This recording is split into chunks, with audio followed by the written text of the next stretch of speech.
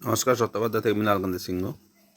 আজকে যে ঘটনাটি নিয়ে বলছি, আমরা হতবাক যে আমাদের মাননীয় মুখ্যমন্ত্রী ভবানীপুরে দাঁড়ালেন কিন্তু নন্দীগ্রামে দাঁড়ালেন না।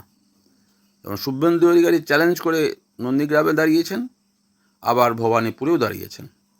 তিনি কিন্তু রিস্ক নিতে পারলেন না ভবানীপুরে নন্দীগ্রামে দাঁড়ানোর।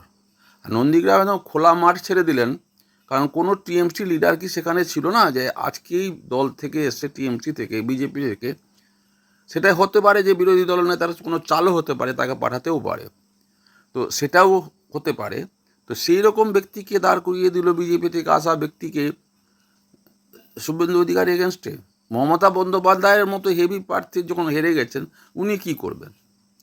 আর ভবানীপুরে যদি তিনি হেরে যান তো কত লজ্জার ব্যাপার হবে। তাই আমার খুব খারাপ লাগছে এবারের ভোটে টিএমসির স্ট্র্যাটেজি দেখে। চিন্তা করুন, 7 জন আজকেই জয়েন করেছেন, তাদেরকে প্রার্থী করেছেন। এই রকম ঘটনা 2021 সালে বিজেপি করেছিল। এবার 89টা 74টা সিটিং এমএলএকে বসিয়েছেন। চিন্তা করুন, তাদের দাগ লেগেছে, নাহলে বসাবে কেন? তো 74 সিট তারা নিশ্চয় তাদের রিপোর্টে খারাপ পজিশানে আছেন। এবং 15 জনের সিট পরিবর্তন হয়েছে, তো সেটাও খারাপ পজিশান। তো ধরুন যে 90টা ক্যান্ডিডেটের এইরকম ঘটনা ঘটে আছে, যার জন্য সবকে চেঞ্জ করতে হয়েছে। আর 7টা সিটে আজকেই ঢুকেছে, আজকেই দিয়েছে। মানে চিন্তা করেন, 100 সিট মোটামুটি ছেড়ে দেওয়ার মতোই বিজেপিকে।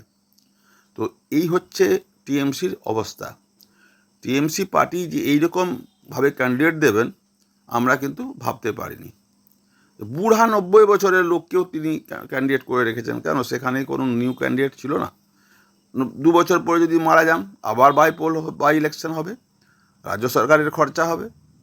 এসব রিস্ক নিতে পারেননি যে একে ছেড়ে দিয়ে অন্য কাউকে দিলে জিততে পারবো কি পারবো না।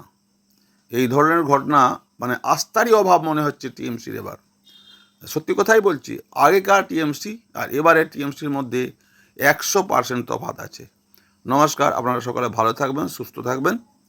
আর আমার ভিডিও দেখবেন, সাবস্ক্রাইব অবশ্যই করবেন, সাবস্ক্রাইব সংখ্যা বাড়াবেন, লাইক করবেন, শেয়ার করবেন। দেখুন, এবারের মহা রন লেগেছে এবার বাংলায়। আমরা দাঁড়িয়ে দেখি। নমস্কার।